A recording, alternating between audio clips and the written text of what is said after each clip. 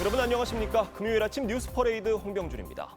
특검이 오늘 김건희 여사를 재판에 넘깁니다. 역대 영부인 중 처음 구속 기소되는 건데 전직 대통령 부부가 동시에 구속 상태로 재판을 받는 헌정사 초유의 상황이 벌어지게 됐습니다. 광화문 특검 사무실에 나가 있는 취재기자 연결합니다. 이나영 기자, 김 여사 기소는 구속된 지 며칠 만에 이루어지는 겁니까? 네, 민중기 특검은 오전 중 김 여사를 구속 상태에서 기소할 예정입니다. 12일 김 여사가 구속된 지 약 2주 만에 기소가 이뤄지는 건데 아직 특검 사무실 주변에는 특이한 움직임이 포착되지 않고 있습니다. 특검은 공소장 작성을 마무리한 것으로 전해졌습니다. 공소장에는 도이치모터스 주가 조작과 건진법사 청탁, 명태균 씨 관련 공천 개입 의혹 등을 포함할 것으로 보입니다.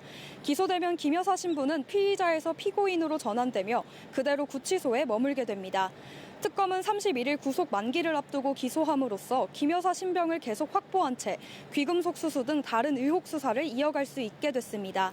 김 여사는 어제 진행된 기소 전 마지막 조사에서도 진술을 거부하는 등 구속 이후 5차례 소환 조사에 대부분 응하지 않았습니다.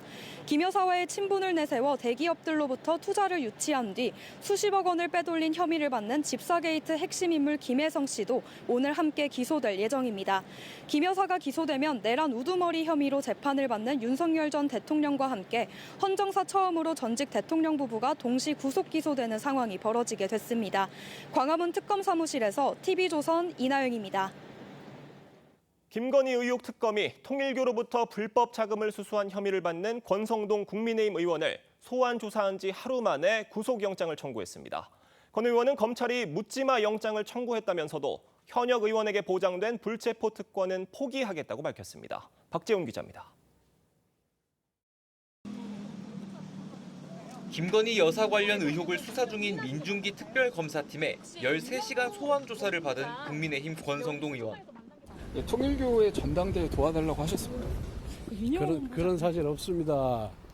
특검이 권 의원을 피의자로 불러 조사한 지 하루 만에 구속영장을 청구했습니다. 권 의원은 2022년 1월 윤영호 전 통일교 세계본부장으로부터 1억 원을 수수한 혐의를 받습니다. 전날 조사에서 관련 의혹을 부인했지만 특검은 권 의원 혐의를 어느 정도 소명했다고 보고 신변 확보에 나선 겁니다. 세계 특검팀 중 현역 의원에 대해 구속영장을 청구한 건 이번이 처음입니다. 현역인 권 의원은 회기 중 국회 동의 없이 체포되거나 구금되지 않는 불체포 특권이 있습니다. 하지만 권 의원은 SNS를 통해 불체포 특권을 포기하겠다고 밝혔습니다. 권 의원은 특검이 충분한 자료 검토도 대질 신문도 생략한 채 묻지마 구속영장을 청구했다며 불체포 특권 뒤에 숨지 않겠다고 했습니다. 권 의원은 2018년 강원랜드 채용과 관련 부정 청탁을 한 혐의로 구속영장이 청구됐을 당시 불체포 특권 포기 의사를 밝힌 뒤 영장 심사를 받았고 2023년엔 불체포 특권 포기 서약서에도 서명했습니다. TV조선 박재훈입니다. 네, 이재명 대통령이 미국과 일본 순방을 마치고 귀국한 어제 북한 김정은 위원장이 중국 전승절 열병식에 참석하겠다고 공식 발표했습니다. 다자 외교 무대에 나선 적 없는 김정은이 북중러 3국 정상이 모이는 자리에 참석하는 이례적인 결정을 한 건데 이를 두고 이재명 정부의 외교 전략이 어느 때보다 중요한 시점이라는 평가입니다. 이채현 기자가 보도합니다. 다음 달 3일 베이징에서 열리는 중국의 항일전쟁 승전 80주년 열병식에 북한 김정은이 참석한다고 중국과 북한이 동시 발표했습니다.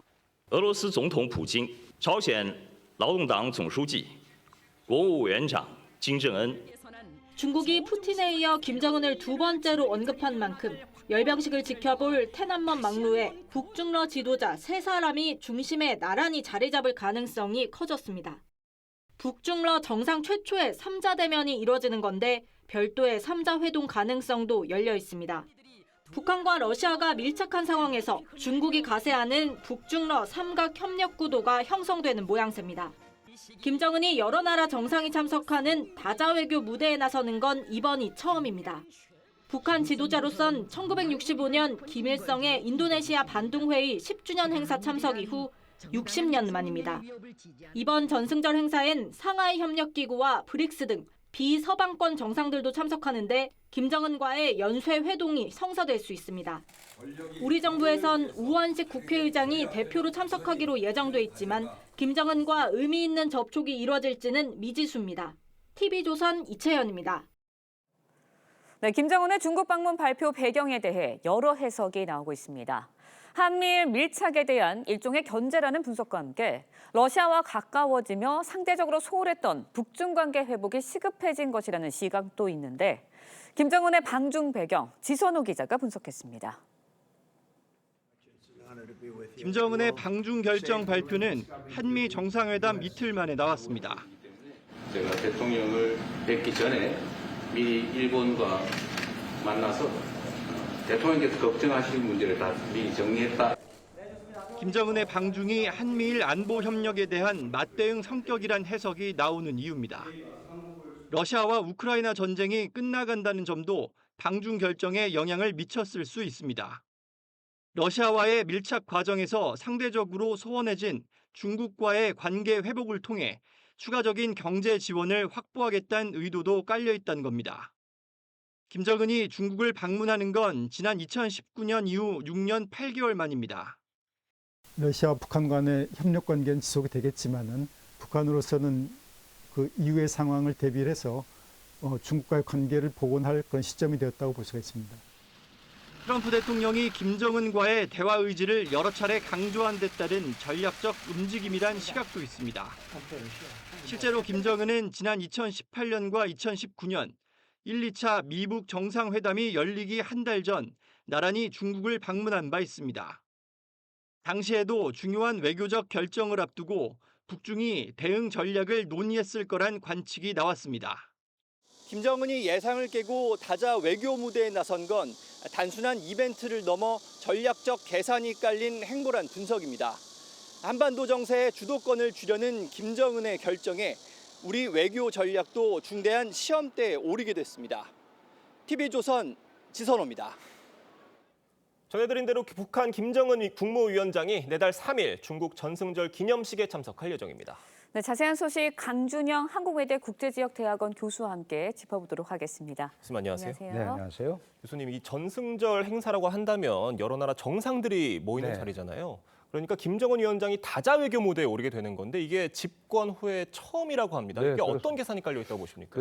사실 김정은 체제는 예. 지금 한 10년 됐잖아요. 그리고 지금 현재 이 상황을 신냉전 다극화 구도다 이렇게 예. 지금 이제 규정을 했습니다. 예. 그러니까 결국 냉전 구도고 북한이 소위 핵을 보유한 핵 보유국으로서 이제 일정한 역할을 국제사회에서 할 수 있다라는 생각을 하고 있는 거거든요. 그런 것 때문에 한국과 특히 남북한 관계도 별개 국가론으로 지금 하고 있어요. 예. 그러니까 이런 상황에서 이제는 내가 한번 이런 다자 무대에 나가서 북한의 위상을 과시할 필요가 있다 이런 생각을 표면적으로는 한 것 같아요. 예. 그런데 중국과 계속해서 척을 지고 지내는 것은 북한한테 결코 유리한 게 아니죠. 그리고 예. 특히 러시아를 끌어들여서 북러 관계가 좋지만 네. 지금 러우 전쟁이 종전을 향해서 가고 있는 상황에서 과연 그 이후에도 러시아의 대북 지원이라든가 이런 것들이 그대로 이어질지 이거에 대한 걱정이 많거든요. 그러니까 자연스럽게 중국과의 관계 개선을 강화를 해야 되는 생각을 한 거고 중국 입장에서도 예. 북한을 그냥 저렇게 놔두면 네. 사실 북한이 중국한테는 굉장한 전략적 자산이거든요. 북한이 있음으로 해서 남한도 견제하고 네. 일본도 네. 견제하고 미국도 견제하는데 러시아랑 저렇게 가까워지면 중국의 대한반도 영향력이 상실이 됩니다. 그런데 최근에 한일 관계 예. 개선이라든가 한미 회담 이런 전반적인 네. 상황을 보면 한미일 구도가 다시 강화되고 있다는 거죠. 예. 그러니까 자연스럽게 표면적으로 내세울 수는 없지만 북중러, 예. 중국, 러시아, 중국, 북한 이런 구도를 다시 한번 마련을 해봐야겠다. 근데 마침 전승절이라는 행사가 있고 여기에 초청이 되면 예. 그런 구도를 만들 수 있겠다. 이런 것들이 양측이 맞아들어진 거 아닌가 이렇게 볼 수 있습니다. 네, 그런데 이제 중국 그동안 이제 북한, 러시아와 함께 하나로 엮이는 것 경계해 왔어요. 어저께 이제 북한이 공식 발표했을 때 중국도 동시에 북한의 방중을 공식적으로 발표를 했거든요. 네, 맞습니다. 어떤 의도가 좀 있다고? 사실은 우리가 캠프 데이비드 예. 한미일 삼국 예. 회담을 하고 나서 중국이 굉장히 반발을 했습니다. 이거는 미국이 주도하는 소다자주의고 분열주의로 이건 뭔가 냉전 구도를 구축하려는 거 아니냐라고 예. 비판을 했었어요. 그런데 지금 그런 것 때문에 자신이 나서서 중국, 러시아, 북한 이 구도를 만들면 이게 완벽한 대항 구도가 되거든요. 그러니까 그런 데 대한 부담은 있지만 그래서 이걸 삼자로 묶는다기보다는 중국이 중북 관계, 중러 관계에서 일정한 자신들이 그 우위에 있지 않습니까? 이제 이걸 이용해서 삼자 구도 개념보다는 자신이 이끄는 어떤 흐름이 예. 있다라는 거를 미국에 보여주는 거죠. 특히 지금 관세 협상이 마무리가 어쨌든 다른 나라들하고는 돼가고 있고 이제 중국은 11월인데 이 앞에 게 마무리가 되면은 결국 모든 역량을 미국이 중국에 집중할 가능성이 있어요. 그렇게 되면 북한도 굉장히 중요한 카드가 될 수 있다. 특히 이재명 대통령이 트럼프 대통령한테 뭐 중재 예. 알선 비슷한 얘기를 했잖아요. 그러면 중국 입장에서는 그게 한반도의 영향력을 발휘하는 예. 카드로서 북한이 충분히 기능할 수 있는 거죠. 그래서 삼자 구도 개념보다는 아마도 이 양자 구도로서 영향력을 발휘하는 쪽에 더 중국은 초점을 맞출 겁니다. 자, 그렇다면 이번 전승절을 계기로 북중러 삼국 정상회담이 이루어질 가능성은 얼마나 있다고 보십니까? 네. 말씀하신 걸 종합해 보면은 이 북중러 삼국 정상이 어떻게든 함께하는 모습을 보일 것 같거든요. 예, 모습은 보이고 예를 들어서 천안문 막로에서 같이 사진을 예. 찍는 걸 전 세계로 전송을 하고 이러겠지만 셋이 모여서 얘기하는 거는 굉장히 껄끄러운 일입니다. 예. 특히 중국이 볼 때 북한과 러시아의 밀착은 예. 그건 중국이 전혀 바라는 게 아니거든요. 그리고 그렇게 셋이서 대미 항전이라든가 이런 데 대해서는 공감대가 있을 수 있지만 내부적으로는 네. 굉장한 손익계산이 있기 때문에 예. 그런 모습을 보이려고 하지는 않을 거다. 저는 그렇게 판단합니다. 알겠습니다. 다만 이 한미일과 북중러 구도의 신냉전이 가속화되는 거 아니냐 이런 우려도 같이 나오고 있습니다. 네, 그거는 지금 현상을 보면은 그렇게 가는 구도가 예. 자연스럽게 형성이 됐습니다. 네. 중국이 미국을 비판하면서 이 소위 한미일 삼각협력을 아시아판 나토다, 소나토주의다라고 예. 얘기했는데 그렇다면 만약에 중국이 얘기하고 있는 중국, 북한, 러시아를 하나로 묶는다면 그거야말로 또 다른 다자주의, 소다자주의가 되는 거잖아요. 근데 지금 이런 형태로 가게 되면은 적어도 동아시아 지역에서는 북중러 한미일 구도가 형성이 될 수밖에 없는데 문제는 이 중국, 북한, 러시아가 전부 핵 보유국이에요. 그죠? 예. 예, 그러니까 핵을 가진 국가들끼리 저렇게 소위 그 집단이 돼서 움직인다라는 거는 동북아 안보, 안정 전체에도 상당한 문제가 될 수 있기 때문에 예. 저런 구도를 만들지 못하도록 얘기를 해야 되죠. 실제로 중국은 한미일이 동맹이라고 얘기를 네. 하는데 한미 동맹, 미일 동맹은 맞지만 한미일 삼국이 동맹을 하는 건 아닙니다. 물론 중국 입장에서 보면 한미일 삼자 공조가 미국과 일본은 분명히 중국이 첫 번째 견제 대상이지만 한국 입장에서는 예. 한미일 삼각 공조를 통해서 중국을 일본으로 견제하는 건 아니거든요. 그러니까 우리는 자꾸 예. 그런 얘기를 설득을 해서 우리는 북핵 문제가 방향을 잡고 관리할 수 있는 흐름을 간다면 우리에게도 공간이 있는데 그 부분이 해결이 되지 않으면 이런 구도로 계속 가는 것은 결국은 동북아의 예. 안보 지형을 더욱 경색되게 만든다라는 얘기를 중국 측에 계속 해야 됩니다. 네, 우리나라도 이제 북중러의 움직임을 예의주시할 수밖에 없는 상황인데 우리 정부 이제 김 위원장의 방중 사전에 인지하고 있었고 관련 정보가 한미 정상에도 영향을 줬다 이렇게 이야기를 하고 있습니다. 일단은 전승절에는 우원식 국회의장도 참석을 할 것으로 전해지고 있는데 북한과 김정은 위원장과 우원식 국회의장이 만날 가능성은 어떻게 보세요? 네, 사실은 2015년에도 예. 우리 박근혜 대통령 갔을 때도 최용해가 왔었거든요. 예. 그런데 이제 우선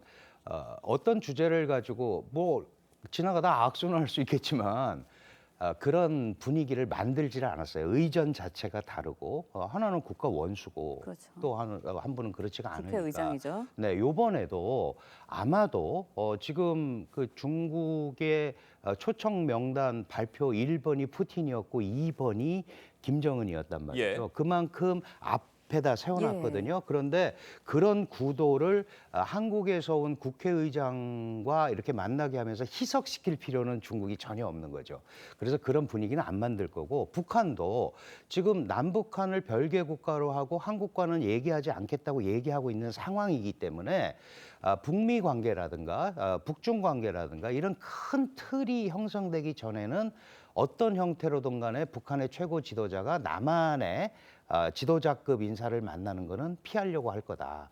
그래서 그런 조우가 이루어지기는 굉장히 어려울 것 같습니다. 오히려 의도적으로 동선을 좀 피하게 하는 네, 그런 식의, 흐름을 짤 예, 것 같습니다. 그런 식의 흐름도 이루어질 네. 수 있다라는 말씀이신데 자, 사실 이것보다도 도널드 트럼프 미국 대통령이 김정은 위원장과 깜짝 회동할 가능성에 대해서도 이미 솔솔 나오고 있습니다. 그 가능성 얼마나 있다고 보십니까? 네, 사실은 이제 김정은 국무위원장이 한국의 뭐 에이펙의 초청 대상이다, 막 예. 이제 이런 얘기가 있는데 한국을 오기는 굉장히 어렵잖아요, 구조적으로. 예. 그럼 이제 트럼프 대통령이 만나더라도 예를 들어서 뭐 판문점에서 네. 오고 가면서 만나다거나 예. 또는 최근에 이제 푸틴의 중재론을 또 중재론을 얘기하는 분들 입장에서는 뭐 블라디보스톡 같은 데서 그런 데서 만날 수는 있지만 예. 과거 이 김정은의 뭐 경호 문제도 있고 여러 가지 복잡하잖아요. 예. 네. 그리고 에이펙은 한국 편들이 많이 모이는 회의예요. 거기에 김정은이 예. 올까요? 그거는 쉽지 않을 것 같고 아마 만나더라도 다른 형태로 뭐 제3의 제3의 장소에서 예. 하는 그런 형태는 할 수 있을 것 같습니다. 네. 알겠습니다. 김정은 위원장의 전승절 기념식 참석 의미와 전망에 대해서 자세히 짚어봤습니다. 교수님 감사합니다. 네, 고맙습니다. 여야 모두 당대표 선출 이후 첫 연찬회를 열고 9월 정기국회를 앞두고 각오를 다졌습니다. 민주당은 스스로 불침의 항공모함이라며 검찰청 폐지 등 200가가 넘는 개혁 법안 처리를 예고했고 국민의힘은 거대 여당의 입법 독주를 막기 위한 혁신과 투쟁을 강조했습니다. 최영국 기자의 보도입니다. 다음 달 정기국회를 앞두고 1박 2일 의원 워크숍을 연 더불어민주당. 정청래 대표 등 참석자는 검찰청 폐지와 대법관 증언 등 224개 중점 처리 법안을 선정하고 처리에 속도를 내기로 했습니다. 도로 내란당으로 가버린 국민의힘과 우리가 앞으로 험난한 과정을 또 마주해야 될 것 같습니다. 따박따박 법 하나하나를 통과시키도록. 앞서 검찰청 폐지를 놓고 당정 간 이견도 노출됐는데 당 지도부는 불협화음 없이 완수해야 할 시대적 과제라며 당정대 원팀을 강조했습니다. 이재명 정부의 성공을 강력히 뒷받침할 저희 불침의 항공모함에 승선하신 것을 진심으로 환영합니다. 역시 1박 2일 연찬회를 시작한 국민의힘 장동혁 대표는 투쟁하고 혁신해야 한다며 대여 투쟁의 각오를 다졌습니다. 이재명 정권과 싸우기에 전쟁터로 나가는 출정식이 되었으면 좋겠습니다. 저도 죽기를 각오하고 맨 앞장서서 싸우겠습니다. 민주당 입법 드라이브를 막아내기 위해 전당대회 과정에서 드러난 내분을 조기 수습할 필요성도 강조됐습니다. 과거의 아픈 상처를 자꾸 덜 추워내가지고 거기에 여인할 것이 아니라 우리 스스로가 미래를 향해서 가자. 국민의힘은 다가오는 국정감사 등에서도 이재명 정부의 실정을 공략하기 위해 대응 전략을 논의했습니다. TV조선 최원국입니다. 이재명 대통령이 여야 지도부와의 회동을 추진하라고 지시했습니다. 국민의힘 장동혁 대표는 제안이 오면 검토하겠다고 했는데 내심 1대1 회동을 원하는 듯합니다. 야당과 악수도 안 하겠다고 선언한 민주당 정청래 대표는 어떤 반응을 내놓을지도 주목됩니다. 장윤정 기자입니다. 미일 순방을 마친 이재명 대통령이 서울공항에 내리자 김민석 총리 등이 반갑게 맞이합니다. 이 대통령은 곧바로 우상호 정무수석에게 여야 지도부와의 회동 추진을 지시했습니다. 정상회담 내용을 설명하고 국민의힘 장동혁 대표 취임을 축하하는 자리를 만들겠다는 겁니다. 장 대표는 일단 형식과 의제가 중요하다며 정식 제안이 오면 검토하겠다고 했습니다. 야당이 제안하는 것들에 대해서 일정 부분이라도 수용할 수 있는 마음의 준비가 되어 있어야 저는 영수회담이 의미가 있다고 생각합니다. 특히 여러 사람이 모여 앉아 식사하고 덕담 나누는 걸 영수회담이라 생각하지 않는다고 했는데 사실상 민주당 정청래 대표를 배제한 1대1 회동을 요구한 걸로 풀이됩니다. 단독 회동이 이뤄질 경우 장 대표는 민주당의 법안 강행 처리에 대한 속도 조절 등을 요구할 걸로 관측됩니다. 지난해 4월 야당 대표였던 이재명 대통령은 윤석열 전 대통령과의 첫 회동에서 15분 동안 A4 용지 10장을 읽으며 작심 발언을 쏟아냈는데 당시 장면이 재현될 수 있다는 전망도 나옵니다. 가족 등 주변 인사들의 여러 의혹들도 정리하고 넘어가시면 좋겠다는 생각입니다. 정청래 대표는 여야 지도부 회동에 대해 별다른 입장을 밝히지 않았습니다. TV조선 장윤정입니다.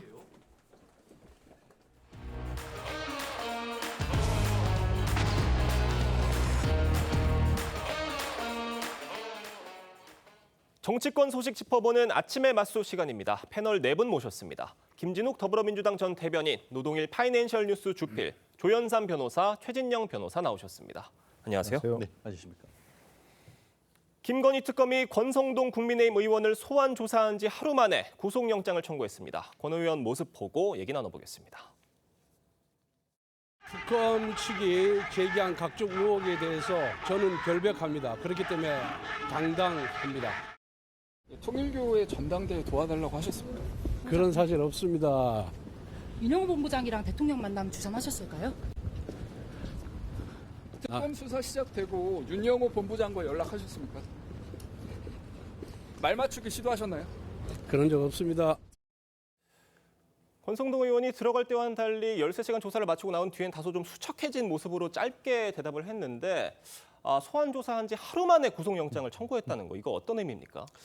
특검 입장에서 현역 의원을 구속영장 청구를 한다는 자체가 좀 부담일 수는 있죠. 그만큼 특검팀 입장에서는 권성동 의원에 대한 혐의에 대해서 그 입증을 상당 부분 이뤄낸 게 아닌가라는 생각이 듭니다. 일단 기본적으로 윤영호 전 본부장으로부터 직접적인 진술을 확보한 상황 아니겠습니까? 그리고 지금 차명폰을 사용했다는 그런 의혹도 이미 밝혀진 바가 있죠. 여러 가지 측면을 살펴보게 되면 더 이상 현역 의원이라는 그런 신분에 있다고 하더라도 불구속 상태에서 수사를 계속한다면 증거를 인멸할 우려가 굉장히 높아질 수밖에 없다는 측면에서 구속영장을 청구한 것으로 보여지고 이 부분에 대해서 아마 법원에서도 일정 부분 납득할 만한 그런 증거를 제출하지 않을까 싶습니다.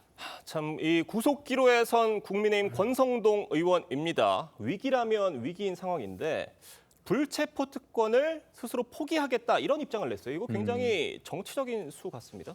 정치적 승부수를 던졌다 이렇게 얘기할 수 있지 않겠습니까?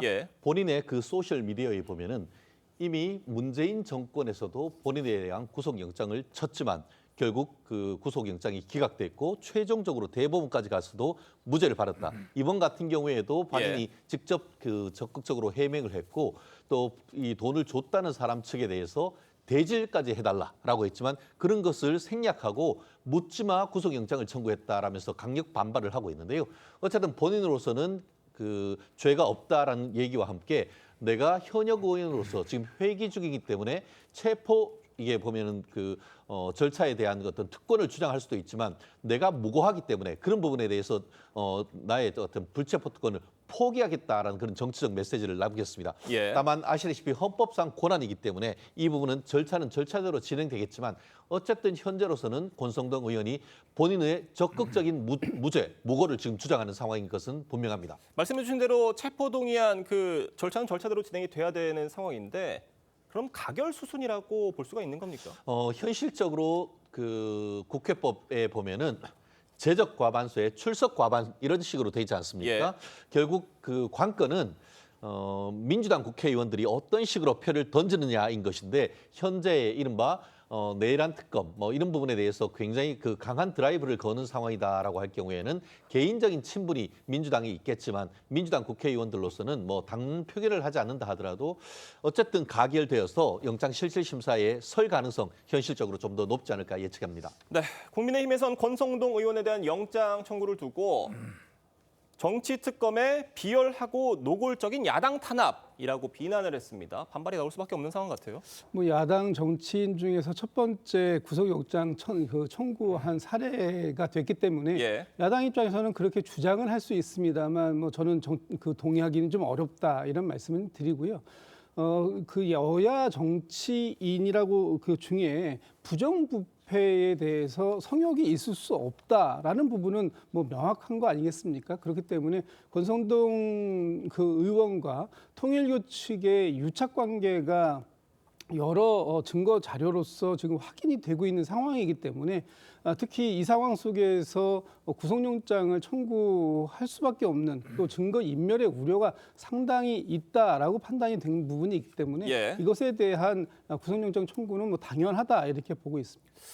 만약에 권성동 의원이 구속이 된다고 한다면 특검 수사뿐만이 아니라 정치권에 미칠 파장이 상당할 것 같습니다. 어떻게 전망하십니까? 네, 구속되면 그렇겠죠. 근데 어쨌든 권성동 의원이 누구든 간에 기본적으로 범죄를 범했다 그러면 처벌받아야 되는 건 당연하죠. 근데 우리가 특히 언론도 그렇고 일반적으로 생각할 때 구속이 되는 게 처벌이 되는 거다 이렇게 생각하는데 그건 절대 있어서는 안 되는 얘기죠. 여기 변호사님들 다 계시지만 만약 피의자가 본인한테 와서 변호한다면 당연히 그럴 거 아니겠습니까? 구속의 필요성이 없다고 얘기하면서. 근데 기본적으로 구속이 되면 수사에 탄력을 받고 구속이 안 되면 수사에 차질이 있다 하는 것도 잘못된 얘기고요. 기본적으로 구속은 얘기한 대로 도주할 우려가 있거나 수사에 응하지 않거나 증거 인멸의 우려가 있다고 하는데 지금 언론 보도가 나오는 게 바로 그런 거 아닙니까? 상당한 정도의 증거가 수집됐기 때문에 영장을 청구했다고. 청구했다고. 상당한 정도의 증거가 수집됐으면 구속할 필요가 없는 거죠. 이미 증거를 수집했는데 왜 구속합니까? 그리고 증거 인멸의 우려도 있다고 하는데 이미 상당한 증거를 수집했다면서요. 그러니까 이런 경우는 전 기본적으로 권성동 의원이든 누구든 간에 기본적으로 자꾸 구속을 해야만 수사에 탄력을 받고 구속하지 못하면 수사에 차질이 있다.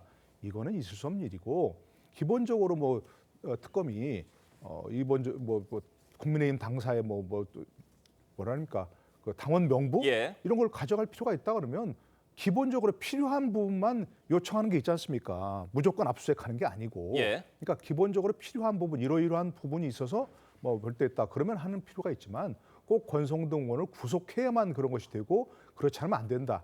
이런 기본 생각은 하지 않았으면 좋겠다는 생각입니다. 네, 그러니까 구속영장 발부 여부와 본안 판단 결과를 등치시킬 수 없다는 점을 짚어주신 겁니다.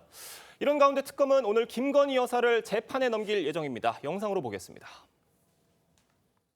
국민 여러분께 저같이 아무것도 아닌 사람이 이렇게 심려를 끼쳐서 진심으로 죄송합니다. 수사 잘 받고 나오겠습니다. 국민에게 더 하실 말씀 없으십니까? 죄송합니다. 자, 김건희 여사 어제 기소 전 마지막 소환 조사가 이루어졌는데 여기에서도 진술을 거부했다고 합니다. 향후 재판에서는 어떤 전략으로 나올 걸로 보세요? 어쨌든 통상은 이제 그 유죄 예단을 가지고 조사를 한다라고 하고 있기 때문에 그 김건희 여사와 변호인 같은 경우에는 수사 단계에서는 진술 거부를 하는 그런 전략을 하고 있습니다. 다만 법원에 갔을 때에 법원에서 재판장님이 물었을 때 진술 거부권을 행사할 수 있느냐. 진술 거부권을 행사할 수 있습니다. 대표적인 케이스가 그 조국 전 장관 같은 경우에도 검찰에서 조사를 할 때는 법원에 가서 진술을 하겠다라고 했는데 법원에 가서 물으니까 법원에서도 결국 진술 거부권을 행사를 했던 케이스가 있습니다. 어쨌든 정치적으로서는 상당히 비판이 있었습니다만 헌법적 권한으로서 법정에서도 진술 거부권을 행사할 수 있는 가능성이 없진 않은데 그 조국 전 장관도 결국 법정에서 진술 거부권 했지만 최종적으로 실형 2년을 선고받았는 건 아니겠습니까? 핵심은 관련되는 증거에 의해서 지금 받고 있는 특정범죄가중처벌법상 알선수재 그리고 또 도이치모터스 관련된 자본시장법 위반 등에 대해서 다른 증거를 통해서 과연 충분히 입증이 되느냐 이 부분인 것이고 결국 이 상황이기 때문에 정치적인 어떤 대응을 하면서 법정에 가서도 김건희 여사 측은 진술 거부권 전략으로 나올 가능성도 조심스럽게 예측할 수 있을 것 같습니다. 알겠습니다. 김건희 여사가 윤석열 전 대통령처럼 재판에 불출석할 가능성에 대해서도 얘기가 나오고 있는데 어떻게 보십니까? 글쎄요, 뭐 그거야 그 어떤 방어 전략상 필요하다면 쓸 수 있겠죠. 그리고 또 불출석을 할 경우에 재판장의 어떤 이 권한에 따라서 재량에 따라서 불출석을 용인할 수도 있습니다. 그런데 윤석열 전 대통령 재판부가 윤석열 전 대통령을 지금 걸석 재판을 하고 있지 않습니까? 예. 이때 재판부가 한 말이 있습니다. 이 걸석 재판으로 진행할 수 있다. 그러나 여기에서 나오는 불이익은 피고인 측에서 감수해야 할 것이다. 이렇게 지금 얘기가 나왔었기 때문에 마찬가지로 김건희 씨도 걸석 재판을 하게 된다면 네. 상당히 불리할 수 있고 본인에게 그리고 그 불이익이 이 재판의 형량과도 직접적으로 영향을 미칠 수 있는 상황이기 때문에 가급적이면은 뭐 지금 특검에서는 출석해서 진술 거부권을 행사하겠지만 지금 이제 재판이 시작된다면 재판에서는 적극적으로 본인을 방어하는 그런 전략으로 나가지 않을까라고 생각됩니다. 알겠습니다. 특검 수사 상황 짚어봤는데요. 추후에 더 짚어보도록 하겠습니다. 다음 이야기로 넘어가 보겠습니다. 민주당 정청래 대표와 국민의힘 장동혁 신임 당대표 간의 날선 신경전이 이어지고 있습니다. 영상으로 보겠습니다.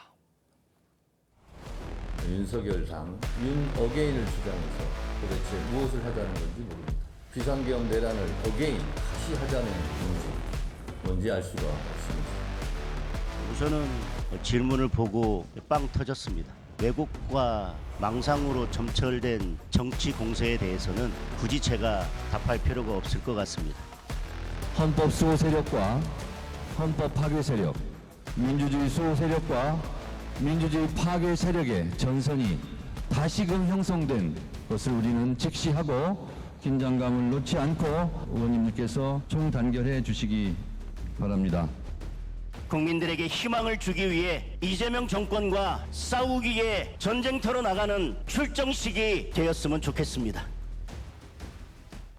지금 여야 대표 간의 상견례는커녕 악수를 할지 말지도 모르겠는 상황입니다. 보통상 여야 대표가 선출이 되고 나면 의례적으로라도 뭐 화합하자, 협력하자라는 말을 하는데 지금 그런 모습도 보이지 않는 상황이거든요. 이거 언제까지고 이럴 수는 없는 거 아니겠습니까?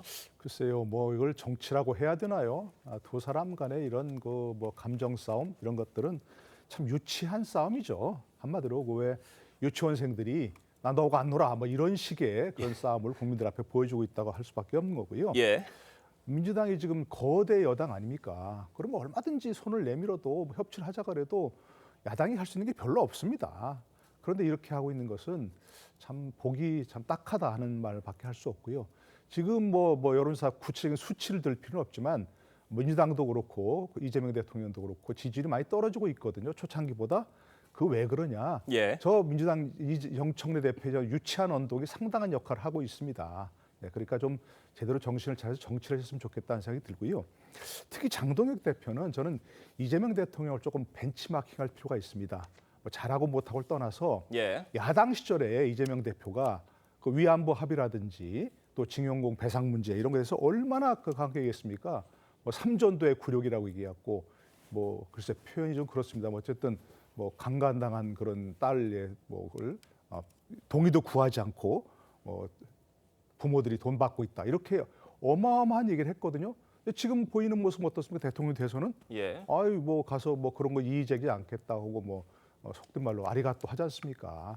그런 선거 때 한 얘기와 선거를 통해서 대표가 된 다음에는 조금 달라졌으면 되겠고 달라져야 한다. 이렇게 생각합니다. 네, 노 교수님의 개인적인 의견이라는 점 짚고 넘어가겠는데 네, 그대로 저희가, 인용한 겁니다. 그대로 인용. 예, 알겠습니다. 저희가 반론을 또 안 드릴 수가 없는 게 지금 이렇게 여야 대표가 악수를 할지 말지도 알 수가 없는 이 상황 책임이 어디 있다고 보십니까?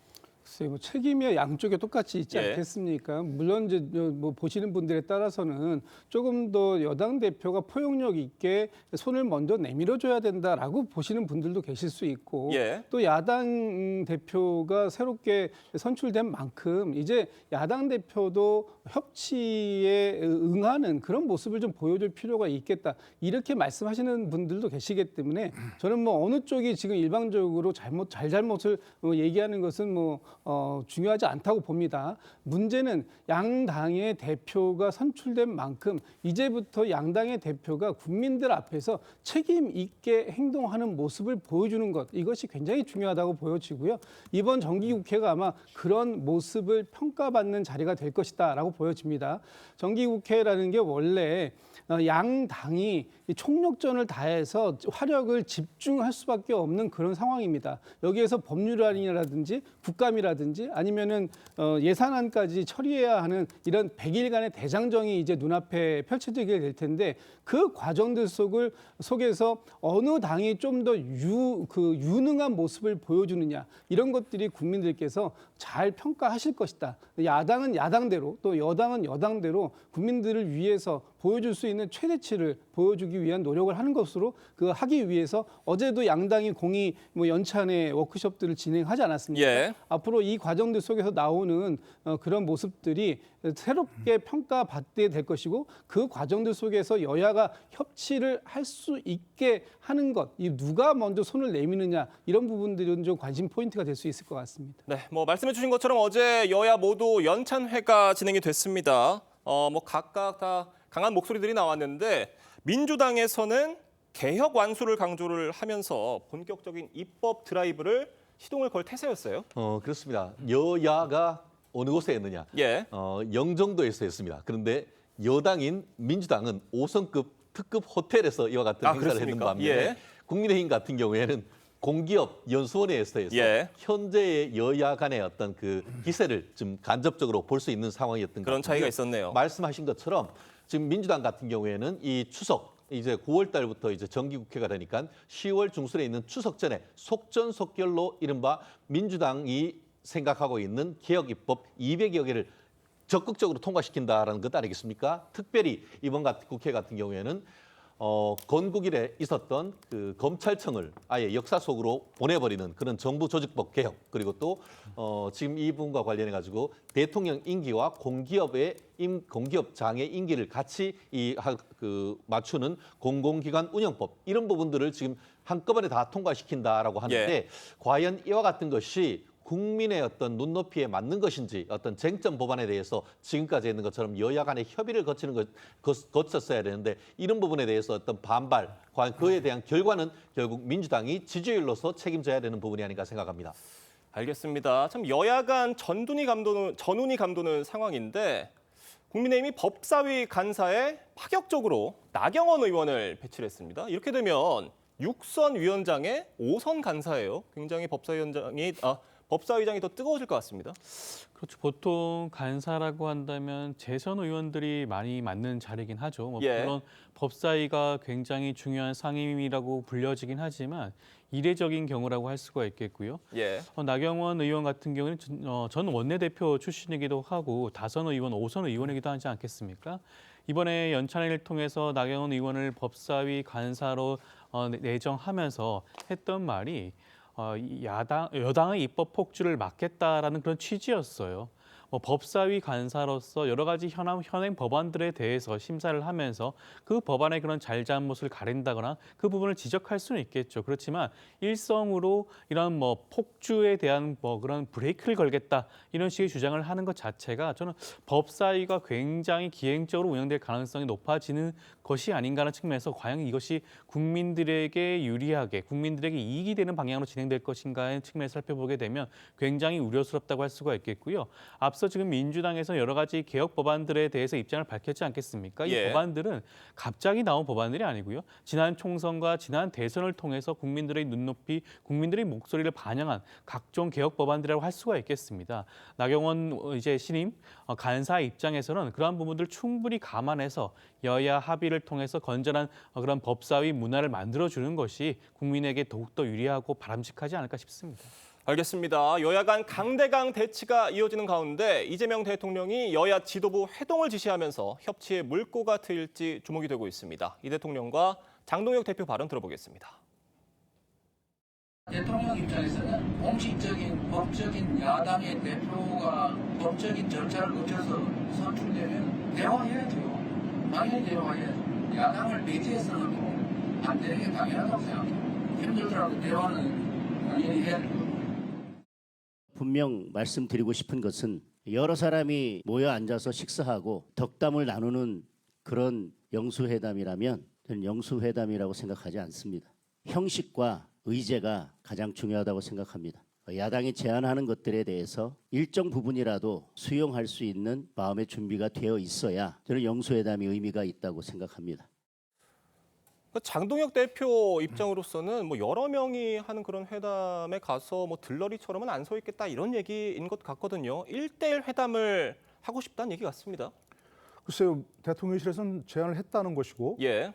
장동혁 대표 측에서는 제안도 안 왔다는 얘기인데. 예. 그 부분도 좀 입장이 갈리고 있습니다. 예, 아니 근데 기본적으로 뭐 저 이재명 대통령께서 저렇게 얘기하셨는데 뭐 제안도 안 했겠습니까? 근데 지금 말씀하신 대로 예. 장동혁 대표의 생각은 1대1로 만나고 싶다 그런 건데 대통령께서는 1대1로 만나셔야죠. 왜냐하면 정청래 대표가 지금까지 뭘 했습니까?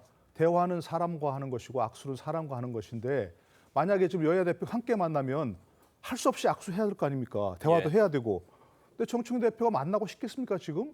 안 만나고 싶을 거요. 그러니까 지금 저 장동혁 대표나 국민의힘 측하고 1대1로 만나시는 게 좋죠. 그리고 야당 대표가 무슨 말을 하더라도 별 영향이 없습니다. 그러니까 대통령께서 그거 다 들어주고 잘 알겠다 이렇게 한마디 하시면 되니까 저는 뭐 1대1로 만나는 거 별로 문제 없다고 생각하는데요. 예, 알겠습니다. 말씀해 주신 것처럼 대통령실 강훈식 비서실장은 이미 정식 제안을 했다 이렇게 얘기를 했고요. 이런 회동을 놓고 좀 주도권 싸움이 벌어지고 있는 상황인데 어떻게 될 것으로 보세요? 저는 뭐 하게 될 것이라고 봅니다. 지금 뭐 정식 제안이 오면 검토하겠다라고 장동혁 대표가 말씀하시는데 우상호 정무수석이 그 국회로 장동혁 대표를 찾아가서 축하의 난을 전달하면서 대통령께서 그 귀국하시는 대로 자리를 만들겠다 초청의 말씀을 전하라고 하셨다라고 분명히 말씀하셨기 때문에 사실상 공개적으로 이미 초청은 제안은 간 것이다라고 보여지고요. 이것을 무슨 뭐 공문을 통해서 받아야 정식 제안을 받았다 이렇게 말씀하실 건 아니기 때문에 뭐 제안을 받았니 안 받았니 이런 거는 이제 더 이상 논란이 소지가 될 것 같지는 않습니다. 두 번째는 그 장동혁 대표가 얘기하고 있는 것처럼 의제나 형식을 지금 말씀 주시는데 사실 의제를 만약에 정하게 되면은 야당 입장에서는 더 불리해지는 겁니다.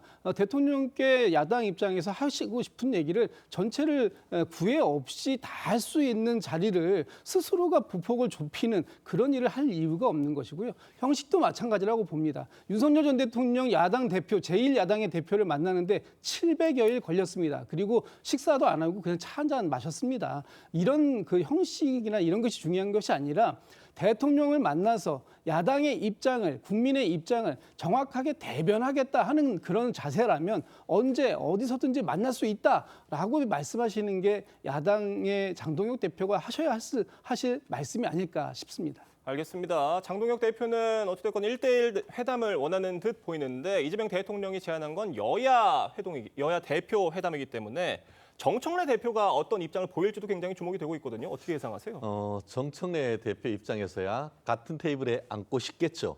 다만 이것이 양자 회동이냐 아니면 민주당 대표까지 있는 3자 회동이냐 이런 형식.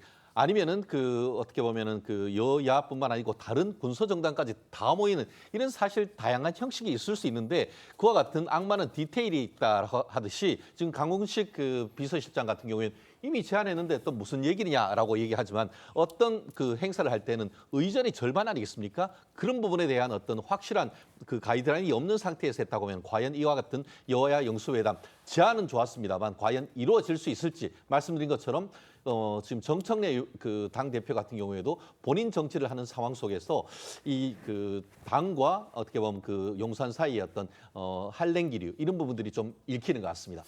알겠습니다. 저희가 앞서 이재명 대통령 과거 발언과 관련해서 다소 거친 표현이 언급된 점에 대해서 사과드리겠습니다. 오늘 말씀 여기까지 듣겠습니다. 감사합니다. 법무부 산하 외국인 보호소 직원이 수용 중인 예멘 국적 난민 신청자를 무자비하게 폭행하는 장면이 고스란히 CCTV에 포착됐습니다. 심각한 인권 유린이 벌어졌지만 사건은 1년 가까이 은폐됐고 법무부는 취재가 시작되자 뒤늦게 진상조사에 나섰습니다. 조윤정 기자의 단독 보도입니다. 지난해 9월 청주 외국인 보호소 생활관 내부 CCTV 영상입니다. 직원 A씨가 외국인 수용자의 다리를 잡고 불투명한 유리창 뒤쪽으로 끌고 갑니다. 그러더니 수용자를 눕혀놓고 주먹질을 하고 팔꿈치로 찍어 누릅니다. 일방적인 폭행이 13번이나 이어집니다. 쓰러진 수용자를 걷어차고 나가더니 잠시 후 다시 돌아와 뒷목을 잡고 벽에 세운 뒤 넘어뜨리려는 듯 수차례 발길질을 합니다. 폭행 피해자는 예멘인 난민 신청자입니다. A씨는 당시 수용자끼리 다툼이 있어 말린 것이고 직원들도 폭행 피해를 입었다고 주장했습니다. 치고받고 싸우는데 오히려 직원들이 들어가가지고 두들겨 맞은 거예요. 그래서 내가 떼놓는 과정에서 이제 거치게 밀어붙였죠. 하지만 보호소 직원이 맞는 장면은 CCTV에 담겨 있지 않았습니다. A씨는 또 다른 수용자를 전기 충격기로 위협한 사실도 인정했습니다. 촬영 안 하고 그냥 뭐 지식하고 야 빨리 수갑차 뭐 이런 의미지. 출입국 관리법은 수용자에 대한 강제력 행사가 안전과 질서 유지 등을 위한 최소한에 그쳐야 한다고 규정하고 있습니다. TV조선 조윤정입니다. 네, 학생들이 우르르 나오고 있는데요. 어제 서울 시내 고등학교 7곳에 폭발물 설치 메일과 팩스가 전송이 되면서 해당 학교의 학생과 교직원이 긴급히 대피하는 모습입니다. 경찰과 소방, 군까지 출동해 수색에 나섰지만 폭발물은 발견되지 않았습니다. 황재영 기자의 보도입니다. 한창 수업이 이뤄져야 할 오전, 학생들이 줄지어 교문을 빠져나갑니다. 곧이어 경찰차와 구급차가 출동합니다. 오전 9시쯤 서울의 한 고등학교에 폭발물을 설치했다는 팩스가 들어왔고 학생과 교직원은 급히 대피했습니다. 11시쯤에 학교에서 나가라는 그 조치를 받아가지고 물어봤더니 이제 폭발물이 학교에 있다 해가지고 신고가 들어온 학교는 이렇게 문이 굳게 닫혀 있는데요. 오늘 예정됐던 졸업생 수능 원서 접수도 한때 중단됐습니다. 이 학교를 포함해 서울 7개 고등학교가 비슷한 내용의 폭파 협박 팩스를 받았습니다. 아무래도 좀 사건이 있다 보니까 무서워하는 친구들도 있었고 경찰과 소방은 물론 군 당국까지 나서 수색 작업을 펼쳤지만 폭탄이 발견된 곳은 없었습니다. 경찰은 협박 팩스가 최근 일본 변호사 명의로 발송된 것들과 동일한 것인지 조사하고 있습니다. 가짜라고 하면 불안감 조성하는 거니까 혹시라도 실제 상황이라면 위험해지는 거잖아요. 그러니까 불안하죠. 1년 넘게 이어지는 거짓 폭탄 협박에 사회적 불안과 공권력 낭비가 커지고 있습니다. TV조선 황재영입니다. 네, 시뻘건 폭발과 함께 화염이 솟구쳐 오르고 있습니다. 러시아가 우크라이나 수도 키이우에 대규모 공습을 퍼부었습니다. 최소 민간인 21명이 숨졌고 외교 공간까지 피해를 입었는데 우크라이나도 러시아 에너지 시설 등에 대한 반격에 나섰습니다. 휴전 협상이 진전을 보이지 못하면서 양측의 공방 이어지고 있습니다. 이루라 기자의 보도입니다. 우크라이나 수도 키이우 도심에 현지 시간 28일 강력한 폭발이 일어납니다. 한밤중 러시아군이 드론 수백 대와 탄도미사일을 동원해 대규모 공습을 진행한 겁니다. 이번 공격으로 어린이를 포함해 최소 21명이 숨지고 50명 가까이 부상했습니다. 아파트와 쇼핑센터 등 건물 100여 채가 파손됐는데 이 가운데는 유럽연합 대표부 건물과 영국 문화원 등 외교 공관도 포함됐습니다. I'm outraged by the attack on Kyiv. It shows that the Kremlin will stop at nothing, blindly killing civilians, men, women and children, and even targeting the European Union. 우크라이나도 러시아 에너지 시설 등을 공격하며 맞섰습니다. 젤렌스키 우크라이나 대통령은 SNS에 러시아가 외교적 해결과 종전 대신 살상을 선택했다며 국제사회에 강력한 제재를 촉구했습니다. 전쟁 중재를 시도해온 미국은 우려를 나타냈습니다. Both sides of this war are not ready to end it themselves. The president wants it to end, and I think the president will make some additional statements on this later. 미국이 대러 추가 제재 가능성을 내비친 가운데 우크라이나는 오늘 뉴욕에서 미국 측과 안전보장 방안을 논의할 예정입니다. TV조선 이루라입니다.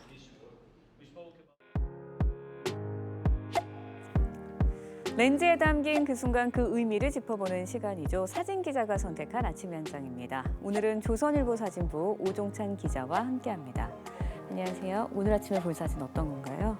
네, 강릉의 주요 상수원인 오봉 저수지가 바닥을 드러내고 있는 모습입니다. 가뭄으로 어려움을 겪고 있는 강원도 강릉의 상황이 점점 더 악화되고 있습니다. 그 현장의 모습들 사진으로 만나보시죠. 가뭄이 계속되면서 오봉 저수지의 저수율이 연일 최저치를 경신하고 있는데요. 현재 오봉 저수지의 저수율이 15.9%까지 떨어졌습니다. 상수원의 저수율이 15%가 되면 수도 계량기의 75%를 잠그는 제한급수가 시행되는데요. 이 상황이 이어질 경우 주말부터 더 강력한 제한급수가 시작될 것으로 보입니다. 네, 사진을 보니 지난주 상황보다 더 악화가 된 것 같습니다. 강릉 전체가 가뭄 때문에 비상이 걸렸다고요? 네, 지금 강릉은 관계기관뿐만 아니라 시민들까지 가뭄 대응에 총력전을 펼치고 있습니다. 소방차를 동원해 인근 지역에서 실어온 물을 강릉 홍제 정수장에 공급하는 장면입니다. 소방서에서는 긴급 소방용수 증발을 막기 위해서 덮개를 덮었습니다. 답답한 마음에 강릉 향교에서는 가뭄 해가를 기원하는 기우제를 연일 지내고 있다고 합니다. 네, 폭염 속에 시민들의 간절함이 느껴지는데요. 가뭄을 해결할 수 있는 단비가 하루빨리 내렸으면 좋겠습니다. 지금까지 아침 현장이었습니다. 8월의 끝자락이지만 여전히 무덥습니다. 밤사이 서울은 다시 열대야가 나타났고요. 경남과 전남, 제주에는 폭염경보가 내려져 있는데요. 길어지는 더위에 건강관리 잘 해주시기 바랍니다. 오늘도 곳곳에는 소나기 예보가 있는데요. 특히 중부지방 중심으로 소나기가 자주 내리겠습니다. 최대 60mm가량 내리겠고 돌풍과 함께 벼락이 동반됩니다. 가방 속에 작은 우산 하나 챙기시기 바랍니다. 아침 출근길 전북 동부를 중심으로 가시거리 200m 미만의 짙은 안개가 끼겠고요. 강원 산지에는 바람이 강하게 불겠습니다. 자세한 낮 기온 살펴보겠습니다. 서울이 31도, 청주와 전주 33도, 창원은 34도, 대구 35도까지 오르겠습니다. 주말인 내일도 중부지방 중심으로 소나기가 내리겠고요. 일요일 남부를 시작으로 월요일에는 전국 곳곳에 비가 내릴 전망입니다. 오늘의 날씨 박선민입니다. 이상으로 금요일 뉴스 퍼레이드 마칩니다. 네, 저희는 다음 주 월요일 아침 7시 30분에 다시 찾아뵙겠습니다. 시청해주신 여러분 고맙습니다.